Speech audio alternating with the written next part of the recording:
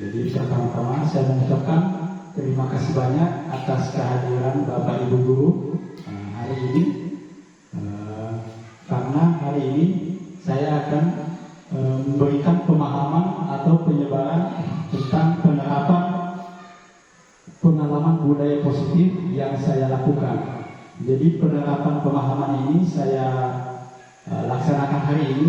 Ini berkaitan tentang apa yang saya sudah laksanakan, apa yang saya sudah lakukan selama 2 bulan ini di sekolah terkait budaya positif di sekolah ini. Jadi sebelum memulai kegiatan, saya mengajak kepada kita semua untuk menundukkan kepala sejenak. Semoga kegiatan hari ini bisa bernilai ibadah, berkah, dan beroleh rahmat dari Tuhan Yang Maha Esa. Jadi berdoa dimulai.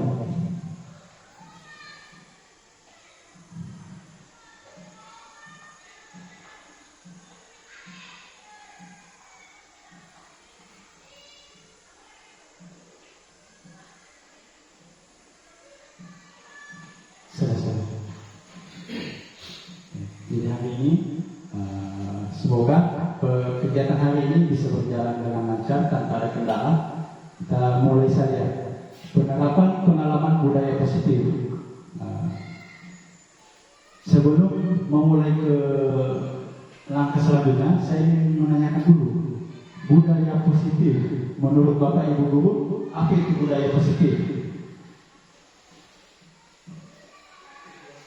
Ini terkait kebiasaan, apalagi kebiasaan-kebiasaan yang baik, apalagi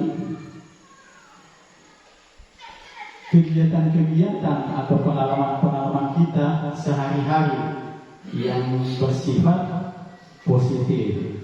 Jadi budaya positif itu adalah nilai-nilai atau keyakinan-keyakinan dan kebiasaan-kebiasaan di sekolah yang berpihak kepada murid tentunya.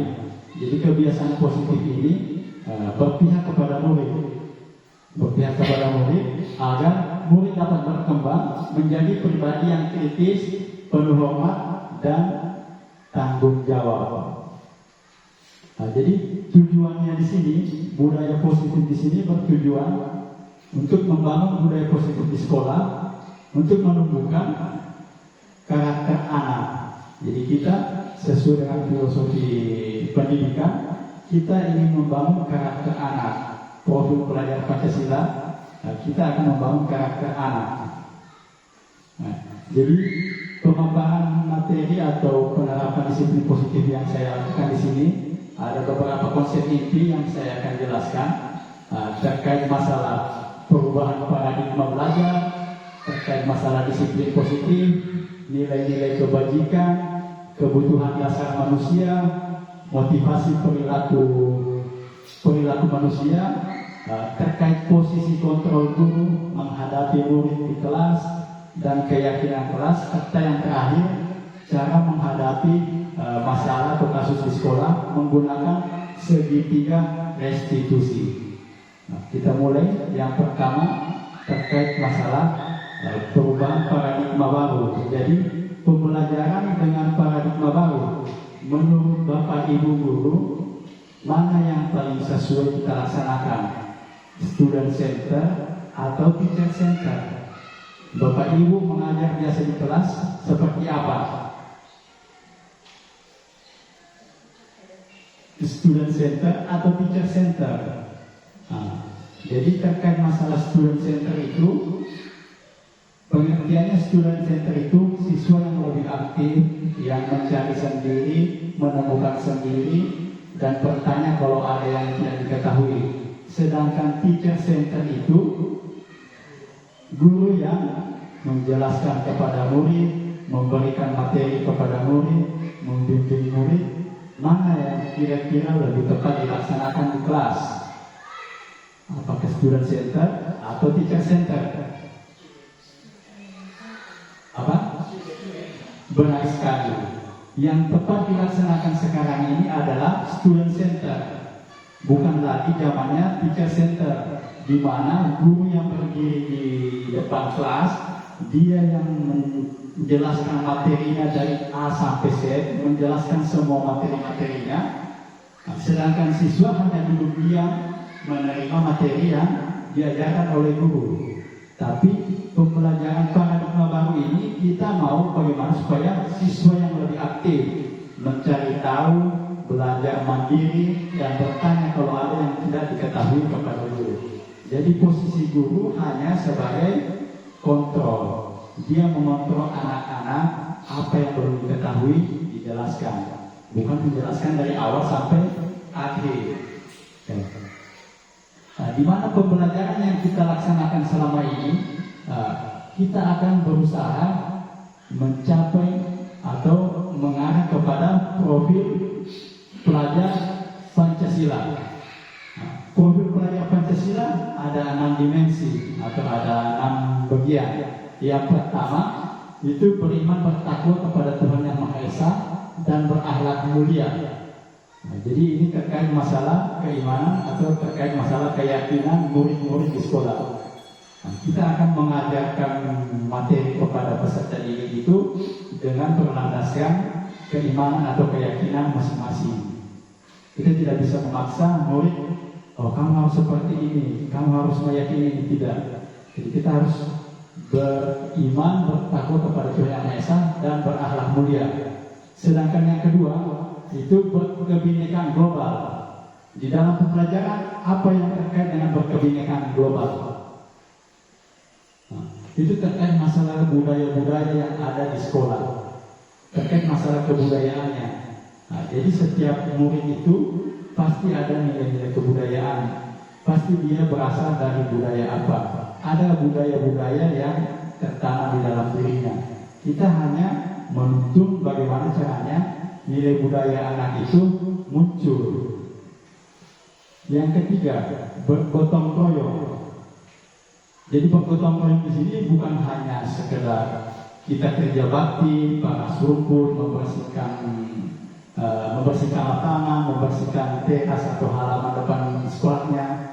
Tapi bergotong royong di sini di dalam pembelajaran bekerja sama dengan teman-temannya.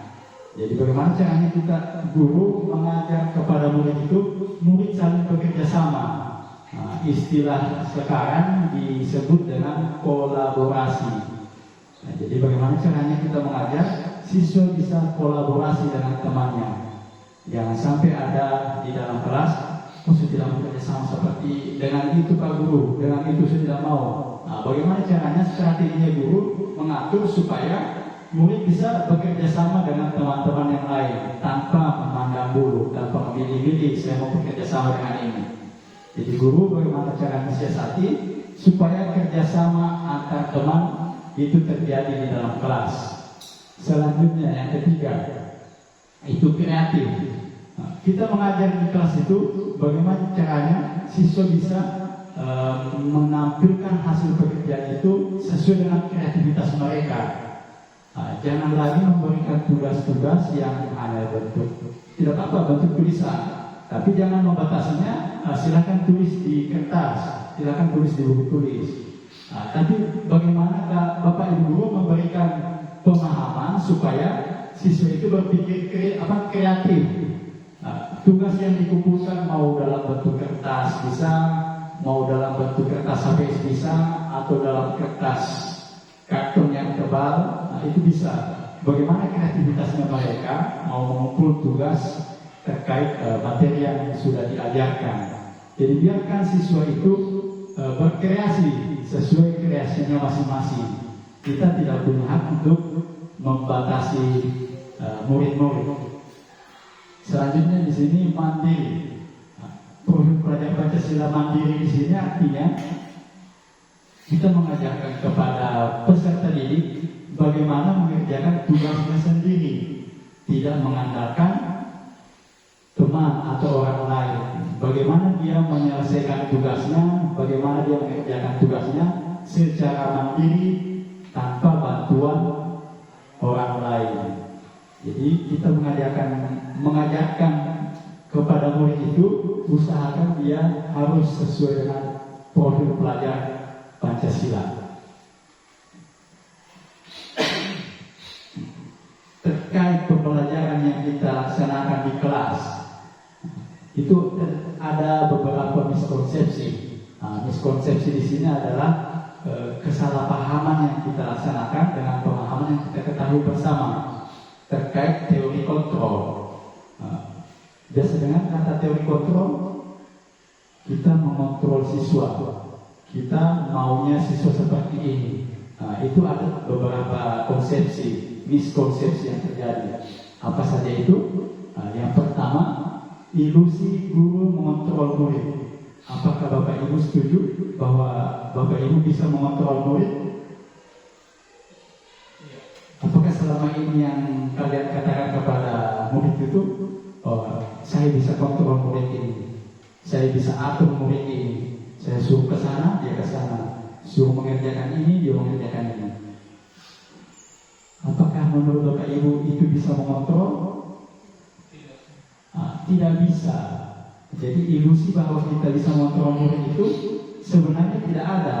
Yang ada hanya murid takut kalau kita tidak mengerjakan yang dikatakan guru ini, pasti kita ada hukuman, ada sanksi. Jadi itu bukan mengontrol, tapi bisa dikatakan memaksa secara halus. Jadi itu miskonsepsi yang terjadi di teori kontrol. Yang kedua, ilusi bahwa semua penguatan positif efektif dan bermanfaat. Maksudnya penguatan positif di sini adalah bujukan-bujukan, hal-hal yang membujuk supaya siswa bisa melakukan sesuatu. Contohnya, kita memberikan bujukan kepada siswa, anak-anak, silakan kerjakan tugasnya dengan baik. Biasanya kalau sudah ada penguatan positif, biasanya anak-anak itu memerlukan reward atau umpan balik ataupun berupa penghargaan. Terkadang murid mengatakan, kalau saya cepat selesai Pak Guru bagaimana? Itu artinya dia mengharapkan imbalan, ada sesuatu reward yang diinginkan. Jadi ilusi bahwa semua penguatan positif itu efektif, memang efektif, tapi tidak baik dilaksanakan. Karena itu mengundang murid tersebut mengharapkan sesuatu, mau mendapatkan sesuatu. Jadi ilusi yang seperti itu tidak bagus dilaksanakan. Penguatan positif itu tidak semuanya bermanfaat, tidak semuanya efektif dilaksanakan. Ada beberapa memang yang bermanfaat, ada yang efektif, ada juga yang tidak. Kemudian apa lagi? Ilusi bahwa kritik membuat rasa bersalah, mampu menguatkan karakter. Pernah tidak Bapak Ibu guru di kelas mengkritik siswa? Kamu pekerjaannya kenapa nilainya seperti ini? Sedangkan kakak kelasmu yang kemarin nilainya bagus-bagus. Pernah tidak Bapak Ibu merasakan itu? Itu seperti mengkritik, membuat siswa merasa bersalah. Dan itu pemikirannya bisa supaya memancing, memotivasi kan? Contoh misalkan ada yang kakak kelasnya sudah selesai atau yang masih kelas 9, kita tanya siswa kelas 7, kamu masa nilaimu seperti ini? Coba lihat kakakmu yang kelas 9, coba lihat kakakmu yang sudah selesai, itu nilainya bagus-bagus, masa kamu tidak bisa? Mungkin tujuannya ibu mau memotivasi, tapi caranya salah. Itu dengan cara membuat siswa merasa bersalah. Dan tidak setiap murid itu kalau dilaksanakan seperti itu termotivasi. Ada murid yang kalau sudah dikatakan seperti itu, dibuat merasa bersalah, dia semakin terpuruk dan tidak bisa belajar. Jadi ilusi yang seperti itu, bahwa memberikan kritikan kepada siswa itu bisa menguatkan karakter anak, tidak semuanya. Jadi dilihat dulu siswa ini, kalau dikasih seperti ini mampan tidak kalau kita kasih kritikan. Karena tidak semua murid itu bisa berhasil dengan kritikan. Yang selanjutnya, ilusi bahwa orang dewasa berhak memaksa. Ini yang tadi saya katakan. Jadi kita tentang seorang guru, kita berhak memaksa siswa. Besok kamu bawa seperti ini, besok bawa tugasmu ini, kita akan mengadakan praktek seperti ini. Nah, ilusi yang seperti itu kita memaksa anak-anak, bisa saja dia membawanya besok, bisa saja dia melaksanakan apa yang kita katakan. Tapi Bapak Ibu tidak tahu di dalam hatinya pasti ada rasa dendam, pasti ada rasa tidak enak, merasa takut atau merasa apa. Dan kalau perasaan itu tertanam mulai dari kelas 7 sampai dengan nanti dia tamat, itu akan tertanam terus. Dan kalau ditanya setelah dia tamat, masih kenal dengan guru ini, oh iya kemarin guru itu yang paksa saya bawa ini, itu akan dibawa terus. Kemarin guru ini yang saya ingat dia memaksa saya, dia suruh saya bawa ini, dia suruh ini. Jadi itu dihindari semua. Jangan pernah memaksakan kehendak kepada murid. Jadi miskonsepsi ini kita harus hilangkan supaya di kelas itu tidak terjadi kesalahpahaman antara guru dan murid.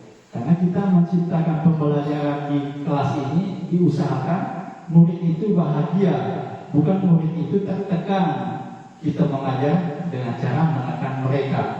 Kalau kamu tidak tuntas, nilaimu akan di bawah standar, dan kalau nilaimu tidak standar, kamu akan tidak lulus. Itu mengajar dengan cara menekan.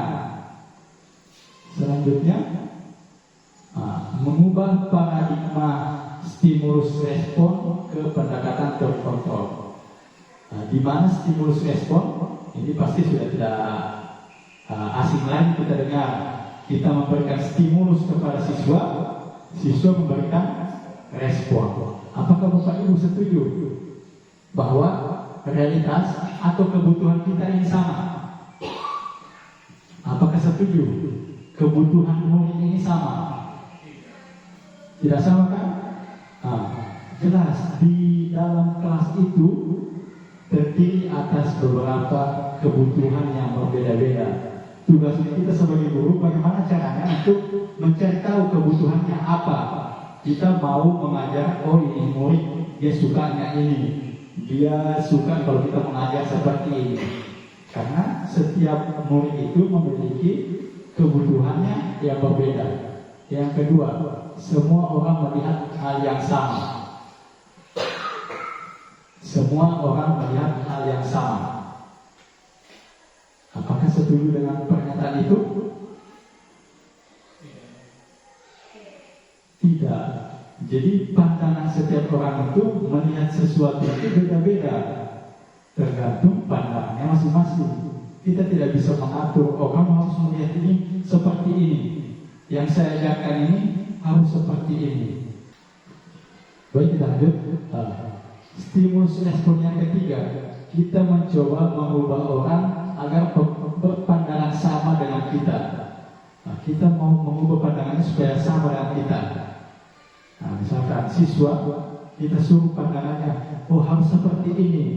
Seperti inilah yang dikatakan dengan materi teks deskripsi misalkan, harus pakai seperti ini. Stimulus-stimulus yang seperti itu yang harus kita rubah di dalam pembelajaran. Jadi kita biarkan siswa berkreasi, berpikir sesuai cara pandangnya masing-masing. Yang keempat, perilaku buruk dilihat sebagai suatu kesalahan. Apakah semua kegiatan atau perilaku buruk di kelas itu kita anggap sebagai kesalahan? Biasanya seperti itu. Kamu kenapa ribut di kelas? Itu tidak bagus. Kita langsung menganggapnya salah. Nanti di bagian teori kontrol lain pandangannya. Seperti apa pandangan teori kontrol itu? Contohnya tadi, perilaku buruk dilihat sebagai sesuatu yang salah. Kalau kita menerapkan teori kontrol, semua perilaku itu memiliki tujuan. Pasti anak-anak ribut di kelas ada tujuannya, kenapa dia ribut. Tugasnya kita sebagai guru mencari tahu kenapa sampai dia ribut. Jangan langsung menyalahi, kamu di kelas bikin ribut saja, nanti kamu di luar. Itu yang tidak boleh. Jadi kita harus mencari tahu kenapa sampai ribut. Ada masalah apa yang dibahas. Kalau pembahasannya sudah selesai, baru kita lanjut mengajar. Jadi di kelas itu jangan pernah siswa itu merasa tertekan. Bagaimana kita menciptakan pembelajaran itu yang menyenangkan sehingga murid merasa bahagia di kelas. Kemudian orang lain bisa mengontrol saya. Sedangkan di teori kontrol itu hanya Anda yang bisa mengontrol diri Anda. Sama hanya kita mau mengontrol siswa, kita tidak bisa mengontrol siswa. Karena yang berhak mengontrol siswa itu dirinya sendiri. Jadi kalau anak itu tidak mau dia apa? Tidak mungkin kita mau paksa kan? Tidak mungkin kita mau paksa keinginannya kita kepada anak-anak. Kita mau paksa anak-anak seperti ini, itu tidak bisa. Kita hanya bisa memberikan pandangan-pandangan kepada anak-anak. Bagusnya kalau kalian belajar dengan rajin, cita-cita kalian apa? Mau jadi apa? Coba kalau kalian tidak belajar dengan rajin, apakah cita-cita kalian bisa terpenuhi? Kita hanya bisa memberikan penguatan-penguatan yang seperti itu. Kita tidak bisa memaksanya, apalagi kasar kepada murid. Selain paradigma stimulus respon ini mengubah pendekatan teori kontrol, kita lanjut lagi terkait masalah disiplin. Masalah disiplin ini, menurut Bapak Ibu, apa itu disiplin?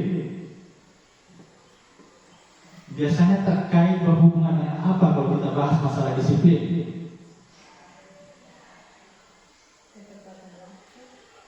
Terkait ketepatan waktu. Apalagi selain ketepatan waktu, biasanya disiplin ini dikaitkan dengan aturan-aturan sekolah. Jadi masalah disiplin ini pasti dikaitkan dengan aturan. Ada yang tidak disiplin. Disiplin dari mananya? Dia tidak disiplin mengikuti aturan. Jadi tidak disiplin mengikuti aturan. Masalah ketepatan waktu itu salah satu contoh daripada disiplin. Kemudian, apakah Bapak Ibu sudah disiplin di dalam melaksanakan pembelajaran? Entah yang dikatakan tadi Ibu Devi, apakah kita sudah tepat waktu mengajar? Karena setiap mata pelajaran ada jumlah jam pelajaran, ada jam-jam kapan kita masuk, kapan kita keluar. Apakah RPP yang kita susun, modul ajar yang disusun sudah sesuai dengan penempatan alokasi waktunya, pendahuluannya berapa menit, kegiatan inti dan penutup, apakah terlaksana dengan tepat waktu? Itu yang dikatakan disiplin. Di sini kita akan belajar terkait masalah disiplin positif. Disiplin positif di sini kita tidak membahas masalah negatifnya. Bagaimana kita menciptakan disiplin yang ke arah positif. Disiplin di sini berarti disiplin berasal dari kata disiplina, di mana disiplina ini yang artinya adalah belajar. Jadi disiplin di sini bukan berkaitan masalah aturan, bukan berkaitan masalah ketepatan waktu, tapi artinya di sini adalah belajar. Bagaimana caranya siswa ini belajar hal-hal yang tidak sesuai aturan? Kita akan mengajarkan kepada anak-anak itu supaya mengetahuinya. Jadi proses siswa tidak tahu menjadi tahu itulah yang dikatakan dengan disiplin. Disiplin di sini mengacu pada disiplin diri. Bagaimana murid nantinya ini memiliki disiplin diri yang memiliki tanggung jawab terhadap apa yang dilakukannya berdasarkan nilai-nilai yang diyakini. Bagaimana kita mengajarkan anak-anak disiplin diri ini? Itu harus sesuai dengan nilai-nilai yang diyakini oleh murid. Disiplin positif merupakan salah satu cara penerapan disiplin yang bertujuan untuk menumbuhkan kesadaran serta memberdayakan peserta didik tanpa imbalan, penghargaan atau reward, ancaman atau hukuman. Jadi poin pentingnya di sini, kita mau mendisiplinkan anak-anak ini, murid-murid ini, jangan sampai ada penghargaan yang kita janjikan kepada anak-anak. Kalau kamu nanti disiplinnya seperti ini, akan ada hadiah nantinya. Apalagi sampai ada ancaman, mengancam murid atau memberikan hukuman. Kalau kalian tidak mengerjakan, tidak disiplin, tidak tepat waktu mengerjakan tugas, nilaimu akan saya kurangi. Nah, itu yang hal-hal kata-kata kecil itu termasuk ancaman. Nah, kita mengancam akan mengurangi nilainya. Padahal di dalam pendidikan yang sekarang ini, bagaimana caranya kita memerdekakan anak belajar sesuai dengan kebutuhannya, belajar sesuai dengan kecepatan yang mereka belajar. Karena setiap anak ini memiliki tingkat kecepatan belajar itu berbeda-beda. Ada yang cepat tangkap, ada yang lambat menangkap materi. Jadi kita sebagai guru jangan pernah memiliki pandangan bahwa setiap anak itu kecepatan belajarnya sama. Nah, dan Bapak Ibu guru mengajar terlalu cepat karena meyakini bahwa siswa ini cepat dan tangkapnya. Tidak. Karena di dalam kelas itu memiliki berbagai macam karakter. Dan sebagai pendidik itu tujuan kita adalah menciptakan peserta didik yang memiliki disiplin diri sehingga mereka berperilaku mengacu kepada nilai-nilai kebajikan universal dan memiliki motivasi intrinsik dalam perubahan perilaku ke arah yang lebih baik. Ada kata-kata baru yang Bapak Ibu dapatkan di atas sebagai pendidik? Ada yang Bapak Ibu dulu baru dengarkan atau baru temui?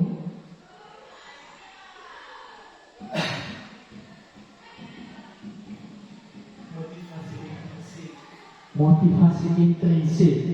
Bagaimana caranya kita memotivasi intrinsik peserta didik? Kalau kita memaksanya, apakah itu motivasi intrinsik? Bukan kan? Nah, bagaimana caranya Bapak Ibu memberikan motivasi? Itu muncul dari dalam dirinya. Oh, yang saya lakukan ini salah. Seharusnya bagaimana yang benarnya? Nah, biarkanlah kepada anak-anak itu mencari sendiri solusi permasalahannya. Kalau ada yang lambat belajar, jangan langsung memarahi. Kamu kenapa lambat sekali? Materi yang seperti itu saja lambat sekali. Nah, bagaimana caranya Bapak Ibu guru memunculkan motivasi intrinsiknya? Nah, bagaimana anak-anak sudah paham? Kalau ada yang belum paham, tidak apa-apa, diulangi kembali supaya anak-anak itu bisa merdeka di dalam belajar. Muncul motivasi intrinsiknya. Oh, kalau saya lambat belajar, kasihan teman-teman saya ini. Gara-gara saya belum memahami, diulang lagi pelajaran. Tidak apa-apa kita mengulanginya. Nanti anak itu akan sadar sendiri. Kalau setiap kali mengajar, kasihan Bapak Guru menjelaskan 2 kali setiap kali mengajar, pasti muncul motivasi intrinsik dalam dirinya sendiri. Nah, ada kata nilai-nilai kebajikan. Apa itu nilai-nilai kebajikan universal? Kata-kata nilai-nilai kebajikan universal. Nilai-nilai kebajikan universal ini itu nilai yang disepakati bersama, lepas dari suku bangsa, agama, bahasa maupun latar belakangnya. Jadi nilai-nilai ini disepakati bersama antara guru dan siswa atau murid. Nah, nilai-nilai ini bukan kita yang memaksa.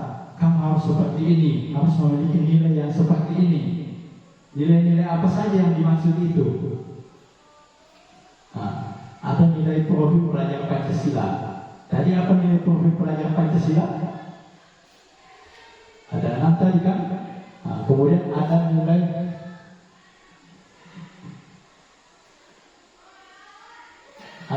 primary years program atau istilah PYP. Kemudian ada nilai keterampilan hidup atau nilai life skill. Nah, apa-apa saja.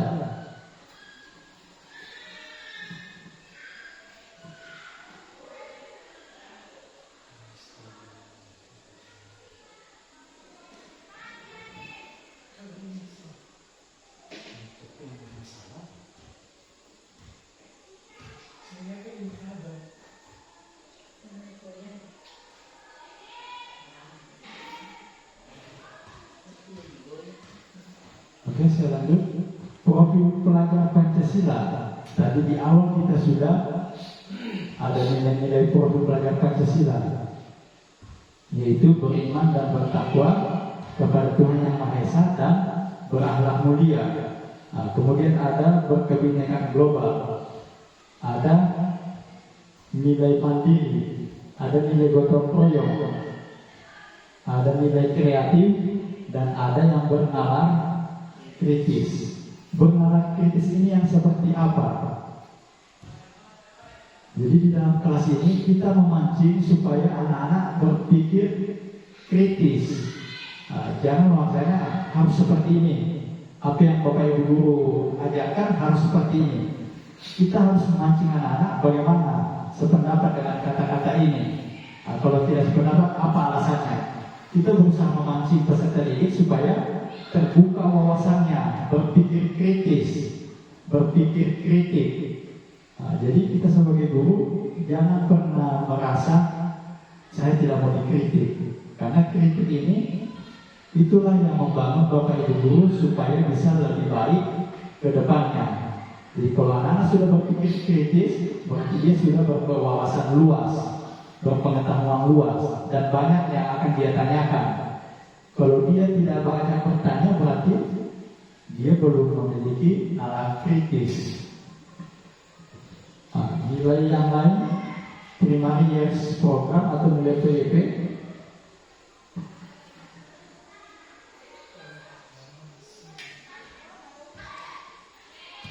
ada nilai toleransi, ada nilai rasa hormat, integritas, mandiri, menghargai, antusias, empati, keingintahuan, ada nilai kreativitas, kerjasama, percaya diri, komitmen, dan nilai keterampilan hidup atau life skill, dapat dipercaya, lurus hati, pendengar yang baik, tidak merendahkan orang lain, memberikan yang terbaik. Jadi sebenarnya nilai-nilai kebajikan, nilai-nilai kebajikan universal itu banyak. Ini hanya beberapa contoh yang saya perlihatkan. Dan beberapa contoh ini itu mencakup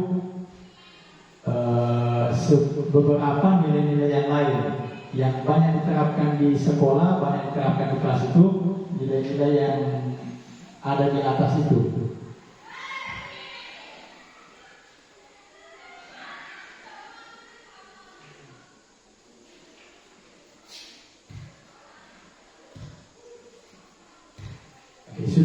Sudah dilihat semua nilai-nilai yang di atas. Nanti akan ada contoh atau hal-hal yang biasa kita lihat di kelas atau di sekolah.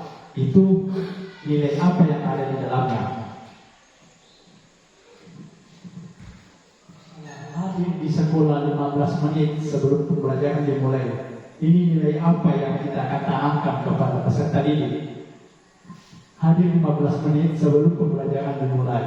Nilai apa yang kira-kira mau ditanamkan kepada murid-murid kita di kelas? Kamu harus hadir 15 menit. Itu nilai apa kira-kira? Nilai komitmennya. Jadi kita mau mengajarkan anak-anak bagaimana dia komitmen dengan kehadiran 15 menit. Selanjutnya, dilarang melakukan kekerasan. Nilai apa? Karena tidak menutup kemungkinan biasa saja anak-anak semenjak bercanda.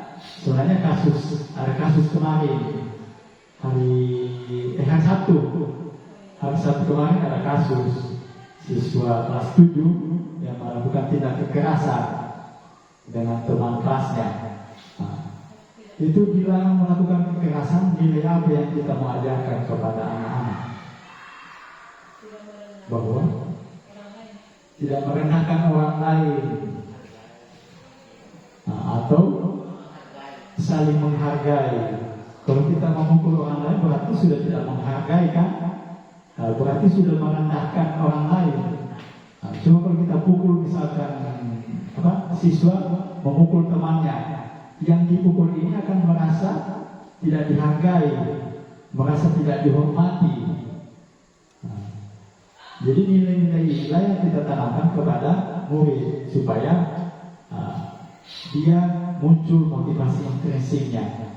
Kita jangan mengatakan kamu tidak boleh memukul, kamu tidak boleh melakukan tindak kekerasan, tapi kita menanyakan apakah yang kamu lakukan itu sudah sesuai dengan nilai-nilai saling menghargai sesama teman. Apakah kamu menghormati teman kalau kamu memukul? Jadi seperti itu nilai-nilai kebajikan. Bergantian atau menunggu giliran. Nilai apa yang kita mau tanamkan?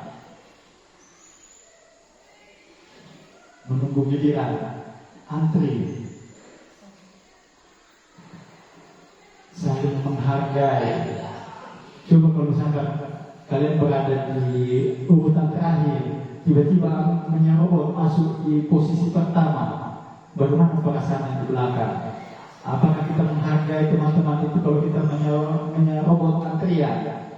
Jadi kita menanamkan nilai saling menghargai. Di dalam merokok komitmen, gunakan masker, itu tanggung jawab. Kemudian berjalan di kelas dan koridor dari komitmen. Selanjutnya, setiap tingkah laku yang ada di kelas atau hal-hal yang dilakukan anak-anak di kelas, entah tingkah laku positif atau kebanyakan negatif, itu mempunyai tujuan-tujuan tertentu. Tadi di awal saya mengatakan itu stimulus respon, kita harus ubah ke teori kontrol, bahwa perbuatan salah, tindakan atau perlakuan buruk murid di kelas itu jangan dianggap jangan dianggap salah, tapi itu kita harus teori kontrol, mengarahkan kepada anak ini ada kebutuhan yang berusaha dipenuhi. Kebutuhan apa saja itu? Jadi menurut kebutuhan dasar manusia itu adalah segala sesuatu yang kita lakukan untuk mendapatkan apa yang kita inginkan, atau seluruh tindakan yang kita lakukan memiliki tujuan tertentu, dan semua usaha terbaik yang kita lakukan agar kebutuhan dasar kita terpenuhi dengan baik. Jadi segala tindakan yang kita lakukan itu memiliki tujuan-tujuan tertentu. Ada 5 kebutuhan dasar manusia. 5 kebutuhan dasar manusia. Yang pertama, kebutuhan bertahan hidup. Yang kedua, kebutuhan kasih sayang dan rasa diterima. Yang ketiga, kebutuhan penguasaan. Yang keempat, kebutuhan akan kebebasan. Dan yang terakhir, kebutuhan akan kesenangan. Jadi semua tindakan yang ada di kelas itu tidak lepas dari 5 kebutuhan dasar ini. Coba kita tanya peserta didik, muridnya kita di kelas, kamu melakukan itu apa tujuannya? Kalaupun kita menanyakan kepada peserta didik tidak dijawab, kita cari pertanyaan-pertanyaan lain supaya menggali kebutuhan dasar apanya muridnya yang tidak terpenuhi sampai dia melaksanakan tindakan yang tidak benar di kelas. Misalkan dia mengganggu temannya, mencubit atau memukul, apa alasannya dia memukul temannya? Pasti ada alasannya. Contoh kemarin, waktu hari Sabtu, ada yang memukul temannya. Jadi saya tanya, kenapa kamu sampai memukul? Dia langsung cerita. Dia hina-hina kita Pak Guru. Dia sebut-sebut orang tua, menghina orang tua saya seperti ini. Jadi seperti itu. Kalau misalkan sudah ada berkelahi, kita langsung datang marah-marah. Kau kenapa kau pukul? Dia perempuan, dia seperti ini. Tambah menjadilah situasi kasus yang ada. Tidak ada penyelesaiannya. Jadi kita sebagai guru harus mencari tahu dulu kebutuhan dasar apa yang anak ini berusaha penuhi. Dia mau memenuhi kebutuhan dasar apanya? Jadi misalkan contoh tadi, dia berkelahi memukul temannya. Kita tanya satu-satu, jangan langsung tanya bersamaan. Kamu tadi kenapa memukul ini? Oh, dia menghina orang tua saya Pak Guru. Dia seperti ini. Masa dia kata-kata orang tua saya seperti ini? Itu termasuk kebutuhan apa? Kalau misalkan menghina orang tua, dia berusaha memenuhi kebutuhan apanya. Untuk lebih jelasnya kita lihat, untuk kebutuhan bertahan hidup ini terkait masalah makanan, pakaian, tempat tinggal, keamanan, dan kesehatan. Kemudian kalau siswa itu rasa ingin diterima, dipedulikan, berbagi, kerjasama, atau ingin menjadi bagian dalam kelompok, berarti dia mau memenuhi kebutuhan kasih sayang dan rasa ingin diterima. Yang ketiga di sini, harga diri, keinginannya untuk dianggap, memimpin, berprestasi, diakui dan didengar. Kalau ingin didengar, atau tadi kasusnya dia menghina orang tua, dikata-kata orang tua, ini termasuk harga diri. Berarti anak tersebut kebutuhan dasar penguasanya yang mau dia penuhi. Jadi karena kebutuhan dasarnya ini tidak terpenuhi, makanya dia berlaku negatif atau berbuat yang tidak benar dengan cara memukul temannya. Yang keempat, kebebasan, berkaitan dengan kemandirian, memiliki pilihan, mencoba hal-hal baru, atau mampu mengendalikan arah dirinya. Jadi hal-hal yang berkaitan dengan ciri-ciri yang di atas ini berarti dia berusaha memenuhi kebutuhan akan kebebasan. Yang terakhir, kesenangan. Biasa di dalam kelas itu dia korek-korek temannya, dia mengganggu temannya. Pas ditanya kenapa, tidak Pak Guru, cuma iseng-iseng saja. Berarti dia kebutuhan dasarnya akan bermain atau rasa humor, ini bercanda dengan temannya. Jangan langsung memarahinya. Kamu kenapa diganggu teman sebangkunya? Kenapa dicolek-colek temannya? Kenapa seperti ini? Kita bertanya dengan cara yang halus, jangan langsung memarahinya. Jadi kalau kebutuhan dasarnya ini terpenuhi, saya yakin dia tidak akan melakukan hal-hal negatif atau hal-hal yang tidak diinginkan kalau 5 kebutuhan dasar ini terpenuhi. Selanjutnya, kita ambil contoh di sini. Dinda, seorang anak kelas 3 SD, begitu tiba di rumahnya sepulang dari sekolah, menangis dan mengadu pada ibunya bahwa dia benci pada ibu Rani, gurunya. Menurut Anda, kebutuhan apa yang berusaha dipenuhi Dinda? Jika jawabannya Dinda seperti ini. Jadi ada 2 kata-kata. Kalau misalkan Dinda mengatakan, ibu guru bilang aku tidak boleh bersenandung sewaktu mengerjakan tugas. Katanya kelas harus tenang, tidak ada suara, kan tidak seru jadinya.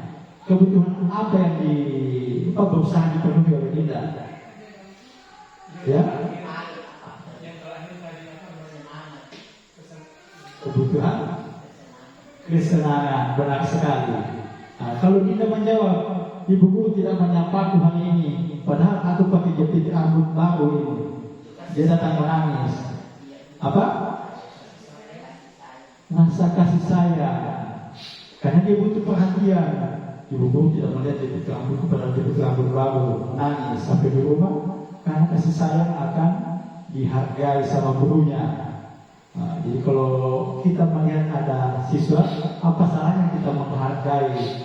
Ada penampilan yang baru, wih, tumbe, Dinda memakai jepit rambut baru, tambah cantik kelihatan. Kan anak itu langsung ada motivasi intrinsiknya, besok-besok dia mau bikin apa lagi, hal-hal baru apa lagi. Makanya ini kebutuhan dasar kasih sayang yang ingin dipenuhi. Kalau misalnya dia mengatakan, aku bosan, masa belajarnya cuma gitu-gitu saja, dengan ibu guru saja, tidak ada hal-hal lain. Kebutuhan apa yang dipenuhi oleh Dinda? Dia mau hal-hal yang baru. Kebutuhan akan kebebasan. Dia mau mencoba hal-hal baru, bukan itu saja. Makanya dia datang kecewa saya. Ibu guru hari ini mengajar biasa-biasa saja. Tidak ada hal-hal baru yang dilaksanakan. Tidak ada kreativitasnya guru di dalam mengajar. Kemudian yang keempat ini, aku sebel, gambarku tidak rapi, malah ibu guru menunjukkan ke teman-temanku di depan kelas. Gambarnya tidak bagus, ditunjukkan sama teman-temannya. Sampai dia menangis karena merasa malu. Nilai kebutuhan dasar apa yang berusaha dipenuhi? Kebutuhan dasar penguasaan. Oke, jadi ini contoh-contoh Bapak Ibu guru kalau mau melihat kebutuhan dasarnya murid, silakan dengarkan apa yang murid katakan. Kalau dia mengatakan ini, kebutuhan dasar ini yang berusaha dipenuhi oleh murid ini. Bagaimana cara memenuhinya? Kita cari solusi supaya kebutuhan dasarnya murid ini bisa terpenuhi. Kalau sudah terpenuhi, dia tidak akan melakukan hal-hal yang tidak diinginkan. Pertanyaan selanjutnya, apa motivasi Bapak Ibu datang ke sekolah tepat waktu? Pernah tidak Ibu? Misalkan sudah lambat bangun, tiba-tiba buru-buru harus buru-buru ke sekolah. Apa alasannya Bapak Ibu datang ke sekolah? Supaya tidak dihitung lambat. Pernah merasakan tidak? Sudah lambat bangun atau sementara siap-siap sudah dekat, sudah mau jam 7, saya terlambat nanti di sekolah ini. Kenapa Bapak Ibu guru melakukan itu? Apa motivasi atau perilaku ibu terkait situasi seperti itu? Apa? Tanggung jawabnya. Apalagi? Atau ada? Saya takut nanti saya ditegur sama guru-guru lain, apalagi ditegur sama sama kepala sekolah. Pernah kan merasa seperti itu? Oke. Jadi motivasi perilaku manusia, di sini saya akan menjelaskan ada 3. Yang pertama di sini untuk menghindari hukuman atau ketidaknyamanan. Jadi biasa ada orang takut terlambat karena takut dihukum. Dia cepat-cepat datang di sekolah supaya tidak dihukum. Itu kan motivasinya. Sedangkan motivasi yang kedua, dia takut dia berusaha datang cepat untuk mendapatkan imbalan. Jadi sekali lagi saya ingatkan, kalau mau memberikan motivasi kepada murid, jangan memberikan imbalan, karena besok-besok dia akan menagih terus.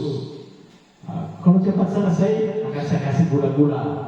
Kalau cepat selesai, akan saya kasih nilai yang tinggi. Jadi motivasinya anak-anak hanya untuk mendapatkan imbalan, bukan dari dalam dirinya.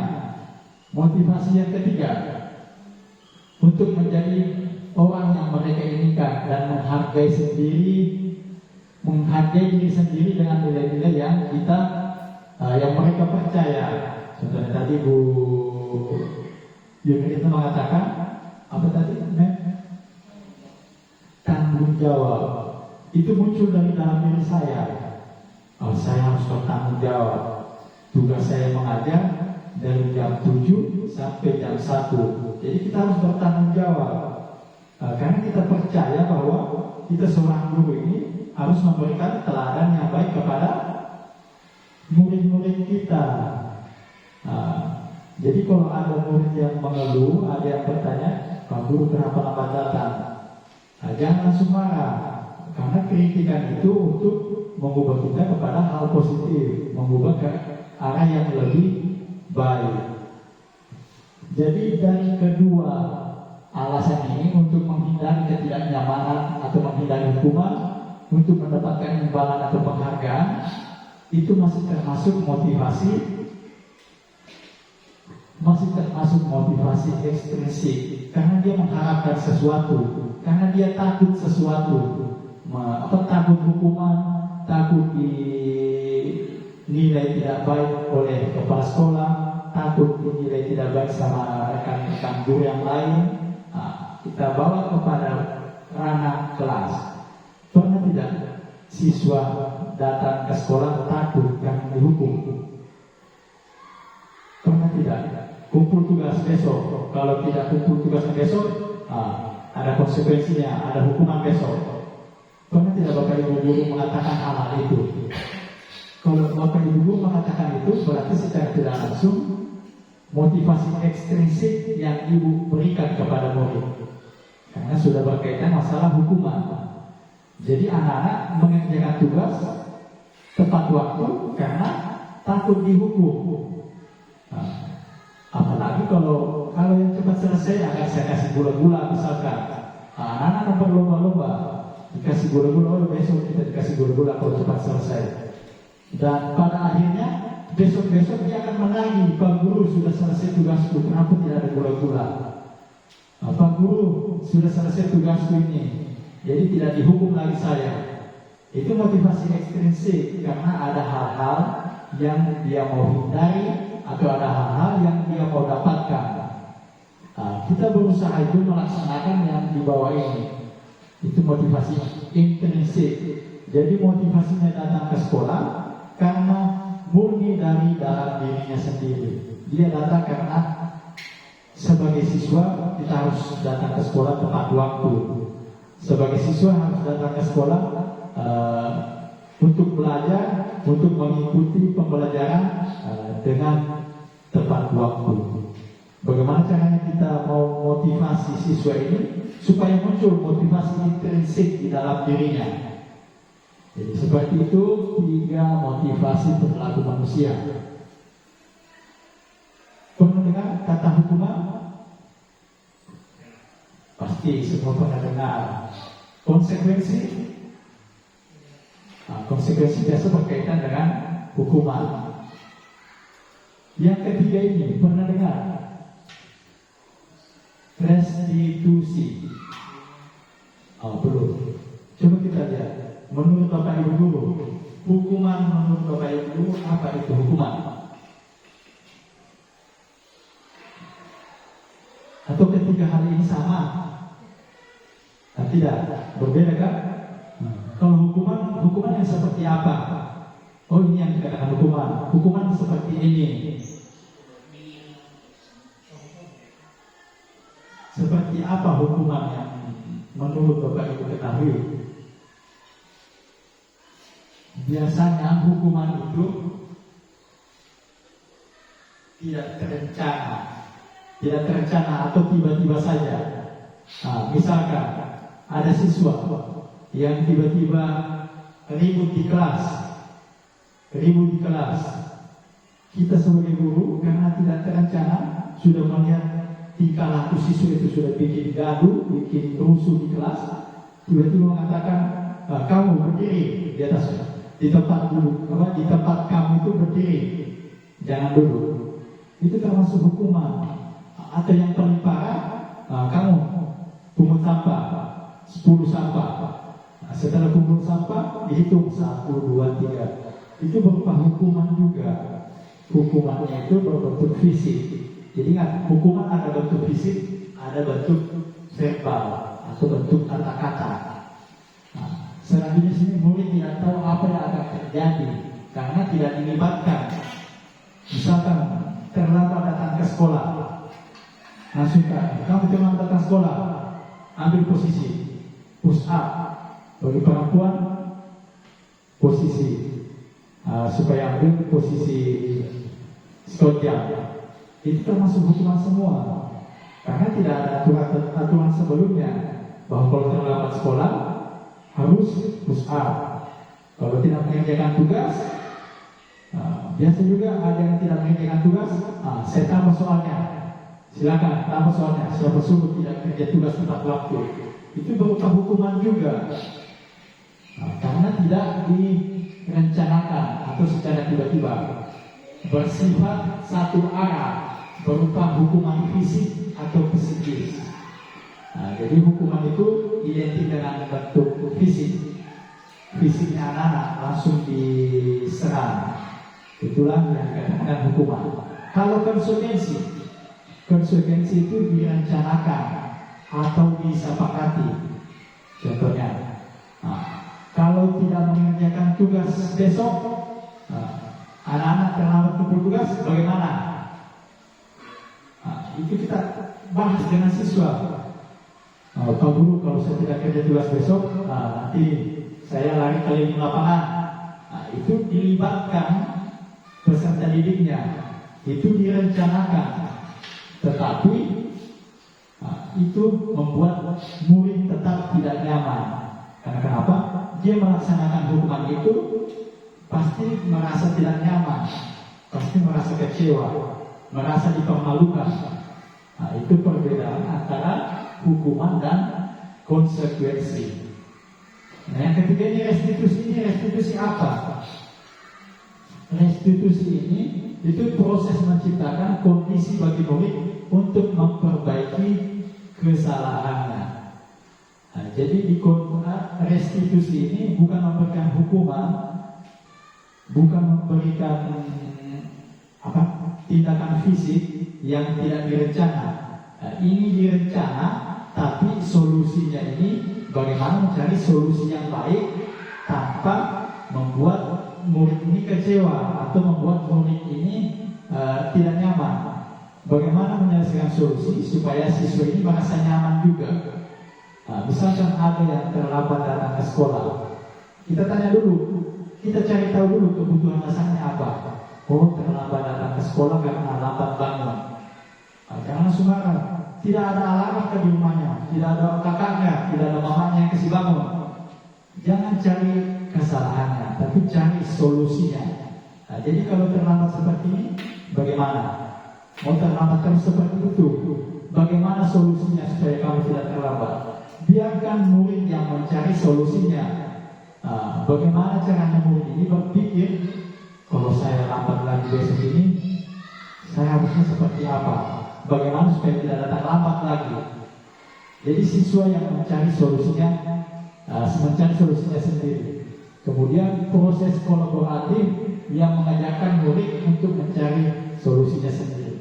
Kita diskusi sama murid. Bagaimana masalahmu? Bisa seperti ini? Bisa kamu laksanakan? Apakah kamu bisa menerapkan rencana perubahanmu ini? Jangan memaksanya. Kalau tidak bisa, cari solusi-solusi yang lain. Jadi seperti itu proses penerapan restitusi. Jadi siswa tetap merasa nyaman, tidak diberatkan, karena dia sendiri yang mencari solusinya tanpa paksaan. Lanjut. 5 posisi kontrol guru. Jadi kalau kita menghadapi siswa yang bermasalah, menghadapi kasus siswa, ada 5 posisi yang biasa dilaksanakan oleh guru. Yang pertama, ini gambar apa? Biasanya guru menunjuk seperti ini. Posisi menegur atau menghukum. Biasa kan kalau ada kesalahannya langsung hukum. Silakan push up, silakan lari keliling lapangan, atau silakan pungut sampah. Itu posisinya posisi penghukum. Apakah Bapak Ibu melaksanakan itu? Oke, kalau belum, alhamdulillah. Berarti Bapak Ibu guru bukan posisi penghukum di posisi yang itu. Posisi yang kedua itu pembuat merasa bersalah. Kasus tadi yang saya katakan. Pernahkah Bapak Ibu mengatakan, kakak kelas kamu kemarin dia nilainya bagus, tugasnya lancar, masa kamu tidak bisa mengikuti kakak kamu? Jangan bikin kecewa. Kakak bisa, masa kamu tidak bisa?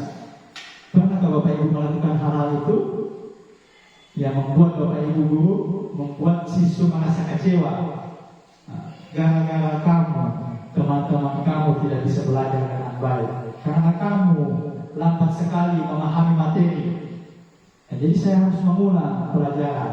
Itu membuat merasa bersalah, menyalahkan siswa. Kalau bukan posisi itu, kita cari posisi Bapak Ibu guru di mana. Yang ketiga, posisi teman. Posisi teman di sini biasanya dia akrab dengan siswanya, akrab dengan muridnya. Tiba-tiba muridnya melakukan kesalahan, sehingga kata-kata yang muncul seakan nada-nadanya akrab. Masa kamu melakukan kesalahan itu? Lain kali jangan seperti itu ya. Jadi tidak ada hukuman, tidak ada apa. Karena kita mau kasih hukuman, kita akrab juga serta akrab kepada murid, tidak memberikan hukuman. Karena kita mau kasih hukuman, kasihan juga. Karena kita akrab sama murid tersebut. Apakah Bapak Ibu ada di posisi itu? Posisi sebagai teman? Kalau bukan, alhamdulillah. Kita lanjut lagi posisi yang keempat, posisi pemantau. Biasanya posisi pemantau di sini berkaitan masalah aturan-aturan yang ada di sekolah. Sedikit saja aturan yang dilanggar siswa, kamu kenapa sudah tidak isi dalam itu bajunya? Langsung mencuri. Jadi sudah posisi pemantau, ambil juga posisi penghukum. Ini yang lebih parah. Sudah dipantau, sudah lihat kesalahannya anak-anak. Kamu melanggar aturan sekolah, kenapa tidak isi dalam? Kamu tidak pada satu upacara tidak memakai topi, nanti akan kasih hukuman. Sudah posisi pemantau, kasih lagi posisi penghukum. Itu yang lebih tidak dianjurkan lagi, posisi guru yang seperti itu. Jadi kita mengharapkan ini sebenarnya ini posisi manajer. Posisi manajer yang diharapkan kita terapkan di lingkungan sekolah. Posisi penghukum saya sudah jelaskan tadi, itu biasanya bersifat hukuman fisik atau hukuman verbal. Bisa saja langsung fisik, bisa saja memberikan kata-kata kasar kepada anak. Itu bersifat verbal. Kemudian posisi membuat merasa bersalah, itu membuat orang lain merasa tidak nyaman, membuat seolah-olah kita kecewa kepada anak-anak, atau bisa saja merendahkan siswa. Merendahkan dalam artian membanding-bandingkan dengan yang dulu-dulunya, membandingkan dengan orang lain. Itu posisi membuat merasa bersalah. Posisi teman di sini menggunakan hubungan baik dengan murid ini untuk mempengaruhi. Masa kamu melakukan hal seperti itu? Masa tidak bisa seperti itu? Dan pada akhirnya tidak memberikan apa-apa kepada anak itu, karena posisinya kita dengan murid itu akrab. Jadi tidak ada hukuman, tidak ada konsekuensi, tidak ada solusinya. Sedangkan yang keempat di sini mengikuti aturan sekolah dan biasanya taat terhadap sanksi atau konsekuensi. Posisi manajer ini yang kita harapkan berbuat sesuatu bersama dengan murid, mendukung murid menemukan solusi permasalahannya sendiri. Jadi biarkan siswa yang mencari masalah, mencari solusinya. Jangan kita yang memberikan solusi. Kalau kita yang memberikan, bisa saja siswa merasa tidak nyaman, tidak enak, atau merasa berat dia melaksanakan sanksi atau konsekuensi itu. Tapi kalau dia mencarinya, dia akan pikir, susah nanti saya bikin ini. Tahu Pak Guru, saya akan seperti ini. Dia akan mencari solusi-solusi yang bisa mereka laksanakan. Jadi kita usahakan posisinya ini di posisi manajer. Tapi jangan sampai menerapkan posisi pemantau, ambil juga posisi penghukum. Jadi seperti itu yang kita harapkan di dalam pembelajaran di kelas. Kita ambil contoh penerapan 5 posisi kontrol. Ada kasus murid tidak memakai atribut lengkap saat upacara bendera. Bapak Ibu guru langsung memberikan hormat nanti pada saat selesai upacara, hormat 1 jam di depan tiang bendera. Posisi apakah itu? Posisi penghukum. Kalau misalkan kata-katanya Bapak Ibu mengeluarkan kata-kata, berapa kali Bapak harus memberitahu kamu selalu saja mengecewakan ibu, mengecewakan saya. Apa yang harus saya lakukan? Saya sudah tanya seperti ini, kamu selalu saja bikin kecewa. Posisi apakah itu? Membantu biasanya masalah aturan. Intinya kalau kita sudah merasa kecewa, itu posisi membuat merasa bersalah. Jadi kita membuat anak ini bersalah dengan kata-kata kecewa. Kamu tidak bisa dengar kata-kata saya. saya kecewa. Kamu ternyata seperti itu. Akhirnya anak-anak merendahkan merasa direndahkan karena kita kecewa kepada murid kita. Kalau misalkan dia mengatakan, guru-gurunya mengatakan, ayo dong, ikuti aturan sekolah, tolong bantu ibu, tolong bantu bapak kali ini. Ya sudah, tidak apa-apa, lain kali jangan seperti itu lagi ya. Itu posisi apa? Karena dia akrab dengan muridnya, tidak ada solusi yang diberikan, bahkan membiarkan saja murid itu melakukan hal yang tidak benar. Ya sudah, lain kali jangan seperti itu. Itu posisi apa? Posisi teman. Jadi kalau mengatakan kamu sudah melanggar peraturan sekolah, kamu tahu konsekuensinya. Setelah upacara kamu beli atributnya di pasar dan jangan diulangi lagi ya. Karena ini terkait aturan tadi, terkait aturan, berarti dia taat aturan. Ini posisinya sebagai pemantau. Karena dia hanya melihat aturan-aturan sekolah.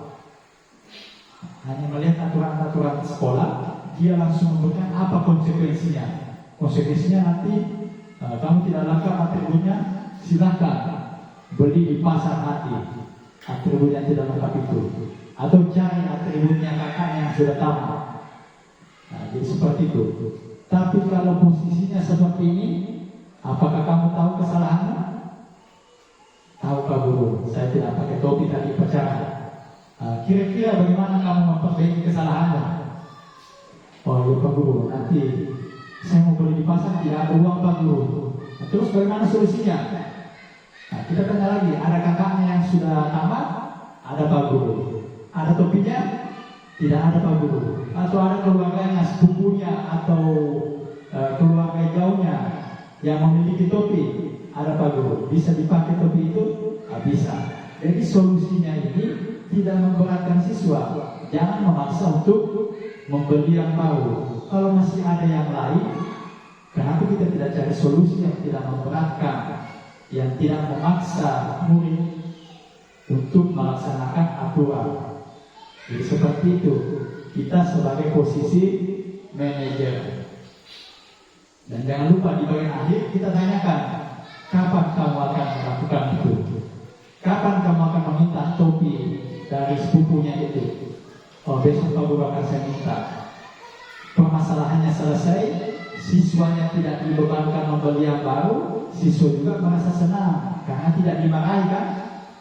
Coba kalau langsung kamu hormat nanti di depan tiang bendera, perasaan siswa akan jengkel dan akan tertanam di hati, akan diingat terus. Pak Boy kemarin suruh saya hormat depan tiang bendera. Sampai dengan selesai dia sekolah ini, dia akan masih ingat terus. Jadi usahakan bikin hal-hal positif, hal-hal yang diingat siswa itu hal-hal positifnya, jangan hal negatifnya. Selanjutnya, kita melihat sejauh pemahaman ibu terkait posisi kontrol tadi ada 5. Kalau dia kata-katanya, saya kecewa sekali dengan kamu. Gimana kalau orang tua kamu tahu kamu berbuat begini? Pasti orang tua kamu akan kecewa. Berapa kali bapak harus memberitahu kamu? Ini posisi apa?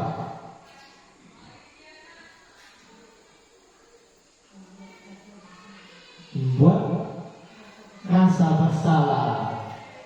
Jadi ini kata kuncinya di sini, membuat siswa ini merasa kecewa. Kita kecewa terhadap siswa, merendahkan siswa.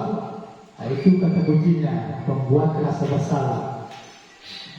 Kalau kasusnya seperti ini, kamu tidak pernah benar melakukan, pasti kamu selalu yang terakhir selesai. Kamu selalu saja salah. Ini posisi apa? Kalau guru-gurunya mengatakan hal-hal ini terkait masalah benar atau salah, ini posisinya penghukum, karena dia menghukumnya secara apa? Secara lisan. atau verbal. Jadi ingat, penghukum ini bukan hanya fisik saja, tapi dengan kata-kata ini bisa masuk posisi penghukum. Kalau kita mengatakan hal-hal yang di atas ini, itu secara tidak langsung menghukum siswa. Nah, kalau kasusnya seperti ini, apa rencana untuk menyelesaikan masalah ini? Apa rencana untuk menyelesaikan masalah ini? Apakah kamu bersedia memperbaikinya? Kapan rencana kamu untuk memperbaikinya? Ini posisi apa? Posisi manajer. Dan kita harapkan posisi manajer inilah yang dijalankan di sekolah. Yang terakhir ini, ayolah lakukan demi bapak atau lakukan demi ibu ya. Nah, ya sudah, kali ini tidak apa-apa, nanti bapak akan bereskan. Jangan berisik, nanti saya dimarahin kepala sekolah. Nah, ini posisi apa? Sebagai teman, posisinya sebagai teman. Nah, jadi itu contoh kata-kata yang saya tidak tahu, mungkin Bapak Ibu guru pernah mengucapkan di dalam kelas. Jadi kalau bisa jangan diulangi lagi. Diusahakan kita mengeluarkan kata-kata di mana posisi kita sebagai posisi manajer. Posisi manajer. Biarkan siswa yang mencari solusi atas permasalahannya. Jangan memaksanya, apalagi membuatnya tertekan.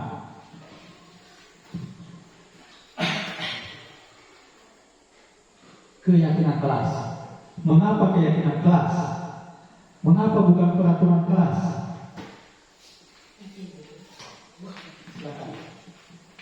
Kenapa bukan peraturan kelas?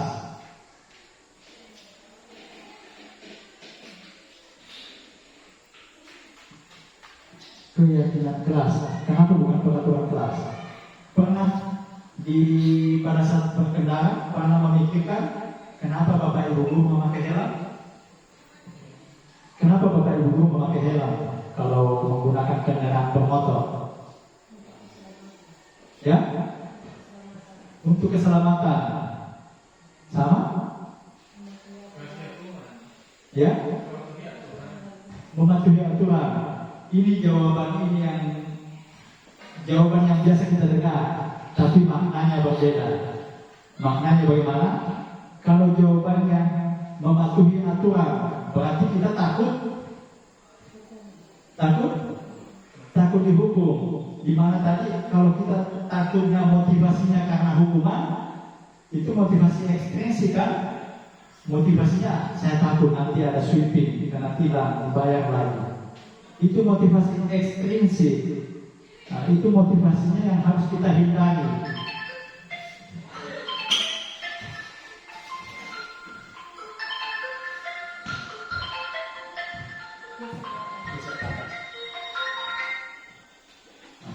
Jadi motivasi ekstrinsi. Tapi jawaban yang dijawab oleh Bu Anta Devi itu adalah untuk keselamatan. Karena kita yakin kalau kita memakai helm, kita akan selamat.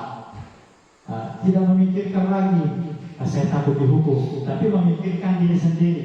Kalau kita yakin memakai helm itu akan terhindar dari kecelakaan. Kalau kecelakaan ada helm yang melindungi, tidak terlalu parah juga kalau kita kecelakaan. Beda halnya kalau kita memakai helm karena mematuhi aturan, berarti takut kena hukuman. Posisi dua kata-kata ini meskipun biasa kita dengar, tapi maknanya beda. Maknanya beda. Itulah perbedaan antara peraturan sekolah dengan keyakinan sekolah, keyakinan kelas atau peraturan kelas. Bisa dilihat keyakinan kelas itu bersifat abstrak, berupa pernyataan-pernyataan umum, pernyataan universal, sama halnya tadi yang diucapkan. Biasa mengucapkan takut aturan, ada yang mengucapkan itu untuk keselamatan. Itu pernyataan universal, tapi maknanya beda. Maknanya beda. Dibuat dalam pernyataan positif. Apa maksudnya pernyataan positif? Kita bikin peraturan di dalam kelas. Apa peraturan, contohnya peraturan di kelas? Bapak Ibu guru biasa membuat aturan di kelas. Contohnya apa?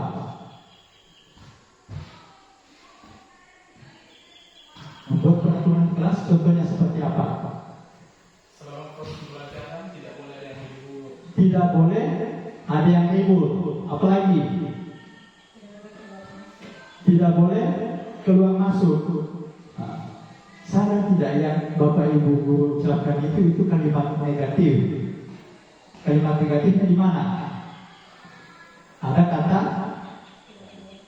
tidak boleh. Nah, atau biasa juga jangan makan di kelas. Ada kata jangan itu kalimat negatif. Sedangkan keyakinan kelas itu harus pernyataan positif. Nah, tadi mengatakan tidak boleh ribut saat belajar. Bagaimana kita mengubah menjadi kalimat positif? Bukan jangan ribut di kelas, tetapi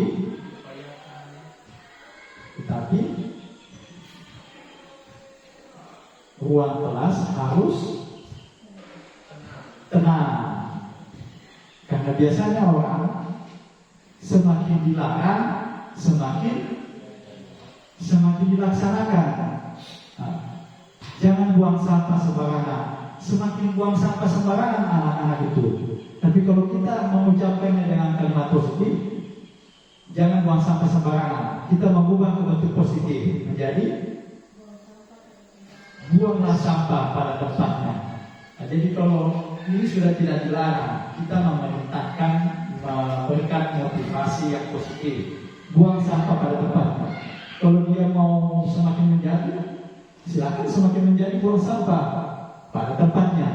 Tapi kalau kita larang, semakin dilaksanakan larangannya itu. Jadi seperti itu keyakinan kelas. Kita bikin keyakinan kelas yang kalimatnya positif, bukan pernyataan atau kalimat negatif. Selanjutnya, kalimatnya sedikit saja agar mudah diingat. Jangan terlalu panjang-panjang kalimatnya. Yang tadi Pak Ron mengatakan, pada saat belajar tidak boleh ribut. Itu kan panjang. Coba kita bikin yang ringkas. Dalam belajar harus tenang. Proses pembelajaran harus tenang. Jadi singkat, padat, jelas, dan tidak ada kalimat negatifnya. Nah, jadi kalimat negatifnya itu dihilangkan, diubah jadi kalimat positif.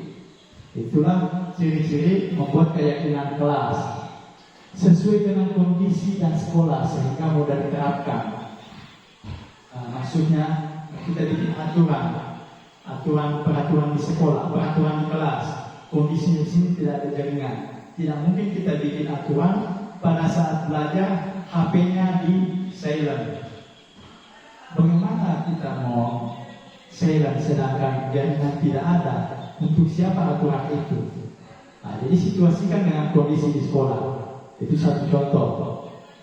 Kemudian semua sekolah warga kelas dilibatkan saat membuat keyakinan kelas. Ingat, perbedaannya keyakinan kelas dengan peraturan. Peraturan itu dibuat hanya guru, sedangkan keyakinan kelas harus melibatkan semua, guru, siswa. Kalau kita membuat keyakinan kelas, berarti harus dilibatkan juga wali kelasnya, supaya wali kelasnya tahu, ada keyakinan kelas seperti ini.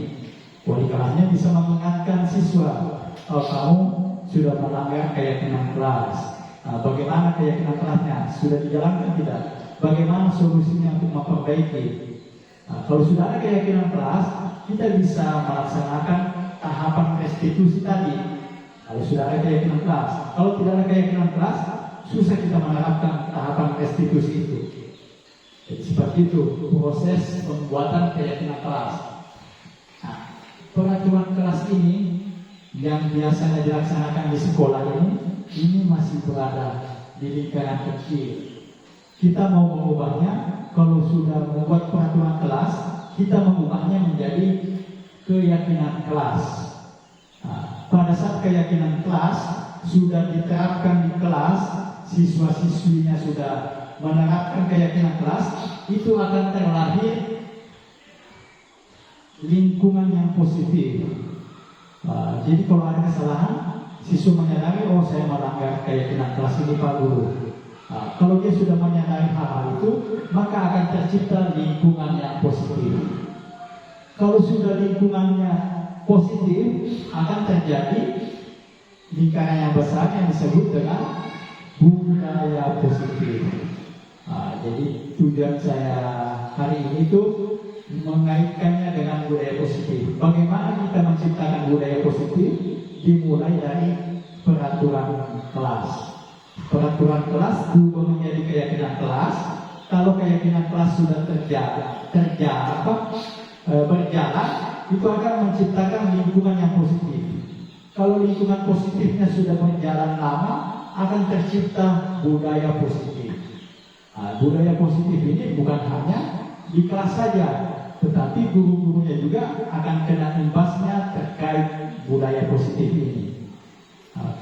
Jadi kita sebagai guru harus memberikan contoh teladan bagaimana menciptakan budaya positif yang baik, kemudian kita terapkan kepada murid-murid kita di kelas. Terkait masalah segitiga restitusi tadi, kalau kita menghadapi kasus, menghadapi masalah terkait masalah keyakinan kelas, awal mulanya kita mau menerapkan segitiga restitusi itu harus ada keyakinan kelas dulu. Siswa harus yakin dulu kesalahan yang dia perbuat, dia melanggar keyakinan yang mana. Kalau keyakinannya dia sudah pahami, saya melanggar keyakinan, saya tidak menghargai teman Pak Guru, harusnya saya menghargai teman. Kita langsung menanyakan pertanyaan-pertanyaan lagi. Di tahapan segitiga restitusi ini ada 3 tahapan yang penting. Ada 3 langkah yang akan kita laksanakan. Pada saat menghadapi kasus, jangan langsung marah-marah kepada siswa. Jangan langsung memvonis kamu memang yang salah, kamu harusnya menghargai temanmu seperti ini. Tidak, bukan begitu cara penerapan segitiga restitusi. Langkah yang pertama ini kita harus menstabilkan identitasnya dulu. Pasti yang marah-marah ini, kalau kita langsung marah-marah juga, kamu memang yang salah, kenapa langsung main pukul, kenapa langsung seperti ini? Tidak. Kita cari tahu dulu kebutuhan dasarnya apa, kenapa sampai dia marah-marah. Kita stabilkan dulu identitasnya. Kalau dia sudah tenang, sudah tidak emosi lagi, lanjut ke validasi tindakan yang salah.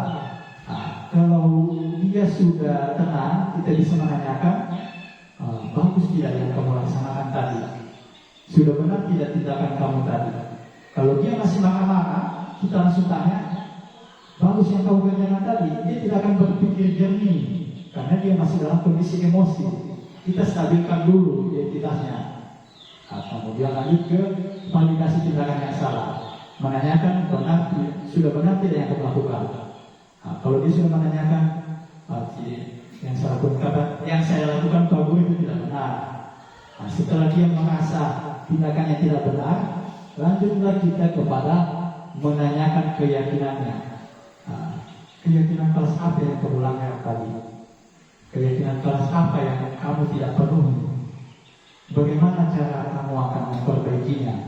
Jadi tahapan segitiga restitusi ini yang harus kita terapkan saat menghadapi kasus atau masalah siswa. Untuk lebih jelasnya kita bisa lihat apa-apa saja di tahapan menstabilkan identitas. Apa yang bisa kita ucapkan kepada murid-murid kita. Menstabilkan identitas di sini adalah berdasarkan prinsip membuat kesalahan adalah bagian dari proses pembelajaran. Kita jangan langsung menyalahkan, kamu memang salah, kenapa langsung main pukul? Jangan seperti itu. Kita harus menjadikan proses kesalahannya itu adalah sebagai proses pembelajaran. Bagaimana caranya itu? Kita bisa mengatakan kata-kata yang di atas ini kepada peserta didik, kepada muridnya kita. Berbuat salah itu wajar. Tidak ada manusia yang sempurna. Ibu juga kalau seperti itu akan melakukan seperti yang kamu lakukan. Contohnya, ada tidak guru-guru di sini kalau disinggung masalah harga dirinya, diam-diam saja. Misalkan contoh dikata-katain orang tuanya, pasti langsung marah juga kan? Begitu juga kepada anak-anak. Kita jangan langsung menyalahkan, tapi anggaplah itu tidak ada manusia yang sempurna. Saya juga kalau seperti itu akan melaksanakan seperti itu juga. Jadi seolah-olah kita membenarkan yang dia lakukan hanya sebentar, kita membenarkan. Nanti akan ditanya lagi pertanyaan yang lain. Nah, pertanyaan yang lain itu apa? Di tahapan validasi tindakan yang salah. Validasi tindakan yang salah ini berdasarkan prinsip setiap perilaku berupaya memenuhi suatu kebutuhan tertentu. Di validasi tindakan salah ini kita akan mencari tahu kebutuhan dasar apa tadi yang tidak terpenuhi. Nah, apa-apa yang kita tanyakan, bisa seperti ini. Kamu pasti punya alasan. Kenapa kamu tadi memukul temanmu? Tidak mungkin kamu memukul tanpa alasan. Nah, pasti dia akan menjelaskan. Oh, tadi dia Pak Guru mengata-ngatai orang tua saya. Nah, jadi kita tahu, oh, kebutuhan dasarnya itu atas penguasaan. Karena dia harga dirinya diinjak-injak. Siapa yang tidak melawan kalau harga dirinya diinjak-injak? Jadi seperti itu. Nah, setelah dia tenang, dia akan bercerita, saya seperti ini Pak Guru karena begini, harga diri saya diinjak-injak. Nah, kemudian kamu melakukan karena mempertahankan sesuatu. Iya, mempertahankan harga diri. Orang tua saya dikata-katain, Pak Guru, siapa yang tidak marah? Nah, jadi kita jangan langsung menyalahkan. Kita cari tahu dulu kebutuhannya, dasar apa yang tidak terpenuhi. Setelah kita validasi tindakan yang salah, barulah masuk ke tahapan yang terakhir, menanyakan keyakinan. Itu berdasarkan prinsip teori kontrol bahwa pada dasarnya kita termotivasi secara intrinsik. Kita akan memberikan motivasi intrinsik kepada siswa dengan cara kalau sudah sadar anak ini sudah tidak emosi, tanyakan keyakinan kelas apa yang dilanggar, keyakinan kelas apa yang tidak disepakati bersama. Nah, kalau kamu melakukan seperti itu, kamu akan jadi orang seperti apa? Tiba-tiba langsung marah seperti itu. Apakah yang kamu lakukan itu sudah benar? Nah, jadi kalau sudah merasa bersalah, anak itu sudah mengatakan, minta maaf Pak Guru, tadi itu karena tiba-tiba emosi, saya melakukan itu seperti ini. Sudah benar tidak yang kamu lakukan? Pasti anak menjawab, tidak Pak Guru. Nah, saya melakukan itu tidak benar. Barulah kita melanjutkan pertanyaan selanjutnya. Maukah kamu memperbaiki kesalahan kamu? Kalau dia sudah merasa salah yang dia lakukan, dia akan berusaha memperbaiki kesalahannya. Bagaimana cara kamu memperbaiki kesalahan? Berikan ruang kepada anak itu mencari solusinya. Dia mau menyelesaikan dengan cara bagaimana? Nah, kemudian pertanyaan terakhir, kapan rencana perbaikan itu akan dimulai? Mulai hari ini Pak Guru, saya tidak akan marah-marah lagi. Yang penting jangan ada yang menyinggung harga diri saya lagi. Biasakan siswa seperti itu.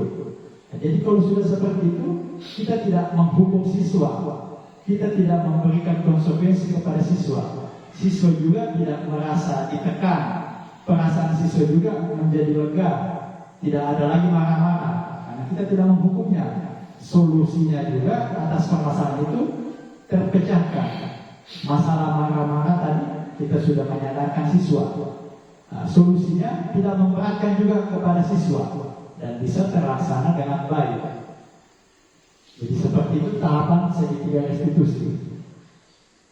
Ini ada contoh yang saya rekam video kemarin terkait penerapan segitiga restitusi.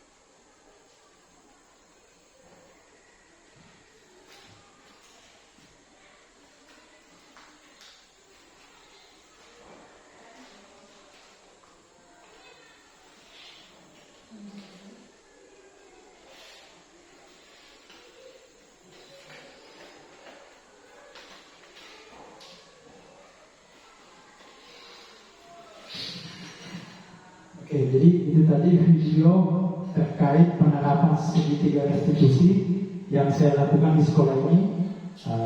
Memberikan tahapan segitiga restitusi ada 3, yaitu menstabilkan identitas, validasi tindakan yang salah, kemudian yang ketiga menanyakan keyakinan.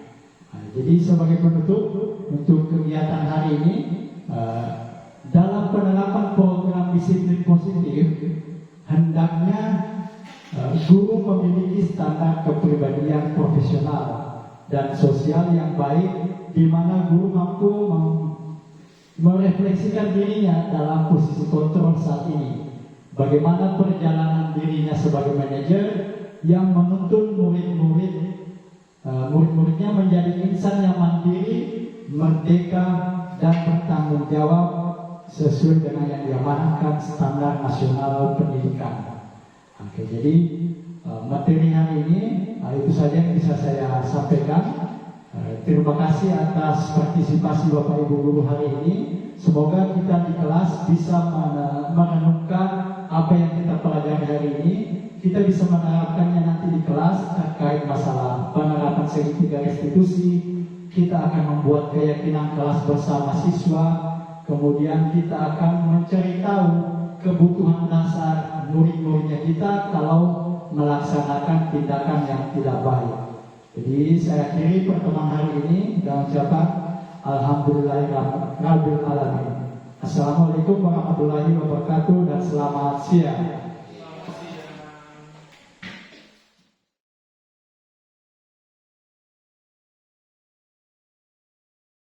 Assalamualaikum warahmatullahi wabarakatuh. Selamat pagi. Bagaimana kabarnya?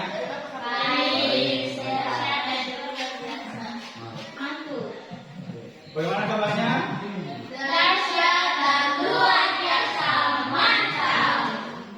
Jadi hari ini saya akan membuat sebuah kegiatan, di mana kegiatan yang saya laksanakan di sini terkait dengan tulisan yang ada di atas. Jadi sebelum memulai, ini saya mau tanyakan dulu. Kalian sudah tahu apa itu yang dinamakan keyakinan kelas? Ya. Belum pernah dengar istilah keyakinan kelas? Belum pernah. Nah, yang kalian dengar apa biasanya? Apa? Kalian dengar peraturan kelas.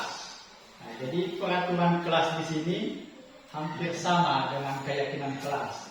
Nanti akan ada sedikit perbedaan. Oke, jadi keyakinan kelas di sini, kenapa dikatakan keyakinan kelas? Karena kita akan mengusahakan bagaimana kalian sebagai murid-murid, sebagai siswa ini meyakini dalam dirinya bahwa ada hal-hal atau ada nilai-nilai yang harus dijalankan. Ada nilai-nilai yang harus kita pelajari di dalam melaksanakan pembelajaran di kelas. Jadi nanti kita akan membuat keyakinan kelas, kita akan membuat peraturan kelas, lebih ke arah kesepakatan. Jadi ke arah kepada kesepakatan. Kalian sudah biasa melihat peraturan kelas kan? Kesepakatan kelas sudah ada? Sudah pernah dengar? Sudah. Oke. Peraturan atau kesepakatan kelas apa yang biasa kalian dengar atau biasa kalian laksanakan? Apa? Memakai pakaian rapi. Apa lagi? Tidak makan di dalam kelas. Masih ada? Apa? Tertib dalam kelas. Apa lagi?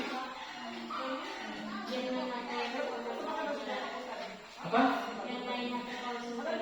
Jangan main HP saat belajar. Masih ada? Yang kalian sebutkan ini, kegiatan-kegiatan ini, ke peraturan-peraturan atau kesepakatan kelas ini, apakah kalian meyakini bisa melaksanakan? Oke. Biasanya kalau ada kata-kata jangan bermain HP saat di kelas, apakah kalian melaksanakannya? Nah, karena biasanya kalau kita menggunakan kata jangan bermain HP, itu kalau ada kata larangan, itu semakin kalian laksanakan. Semakin dilarang, semakin dilaksanakan. Nah, jadi perbedaannya di sini. Kalau peraturan kelas itu kalimatnya kalimat yang seperti itu, kalimat negatif namanya. Jangan bermain HP, dilarang makan di kelas, apalagi jangan ribut di kelas, jangan mengeluarkan baju, apalagi yang kata-kata melarang itu. Semakin kalian dilarang itu akan semakin kalian laksanakan. Jadi di keyakinan kelas ini kita akan mengubah kata-kata negatif itu menjadi kalimat-kalimat positif. Tadi contohnya jangan bermain HP di kelas. Kalimat positif apa? Supaya kata jangannya itu hilang.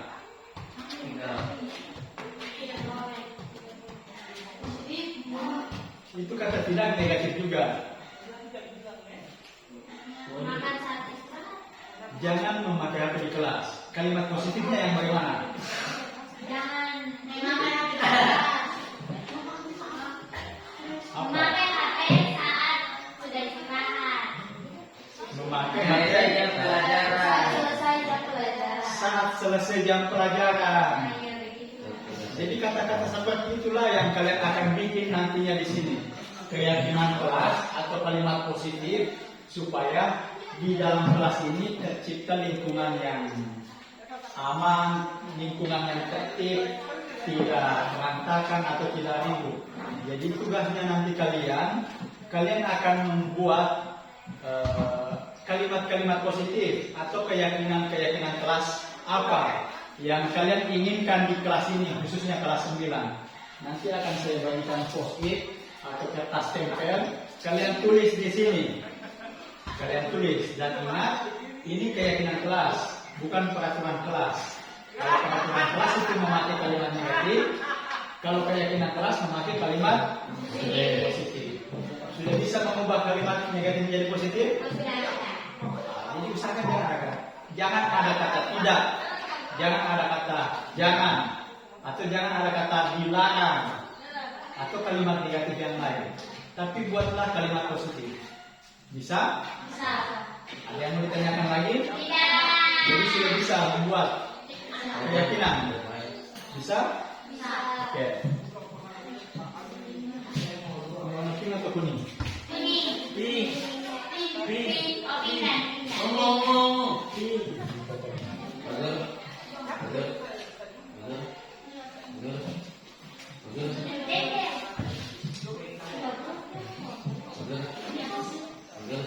Pink. Ya. Kuning itu mau di belakang. Kuning itu apa dulu? Kuning boleh tulis?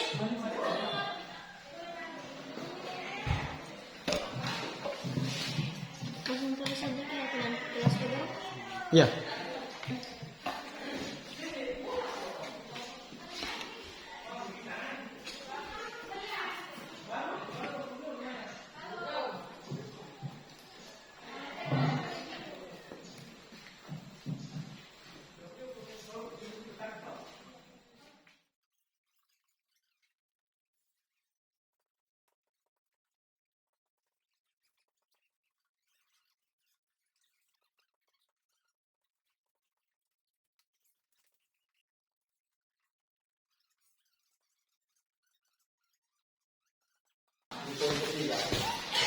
ada 10. Yang pertama bangun HP saat jam istirahat.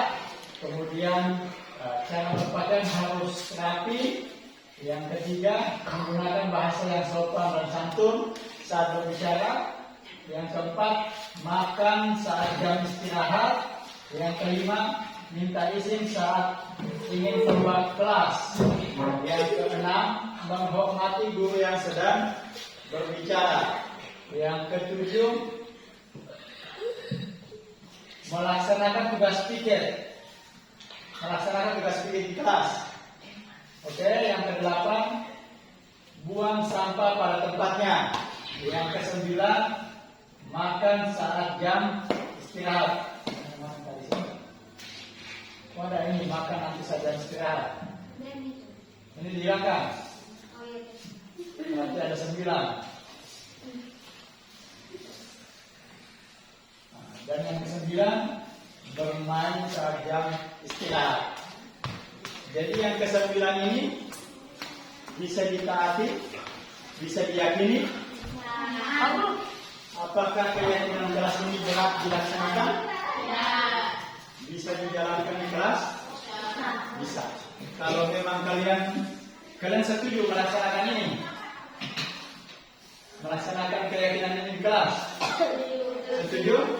Oke, kalau setuju silakan kita tanda tangan kontrak yang setuju dengan keyakinan kelas ini. Silakan.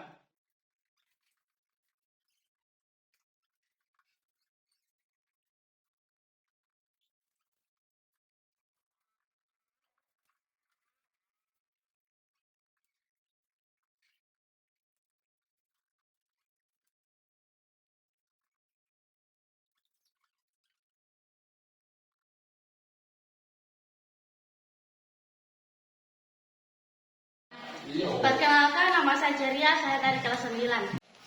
Selamat siang, perkenalkan nama saya Delvini, saya dari kelas 9. Perkenalkan, nama saya Renal dari kelas 9. Saya Aditya, saya dari kelas 9.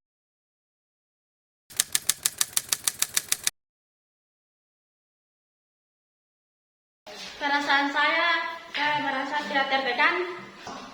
Perasaan saya senang. Perasaan saya senang. Saya sangat senang.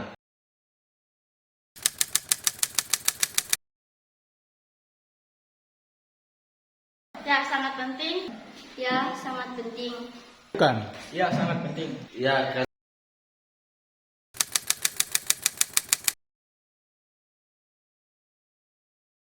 Karena menurut saya sangat berguna bagi untuk mengubah sikap atau sifat seorang siswa atau siswi. Karena dapat membuat suasana di dalam kelas lebih tentram dan nyaman.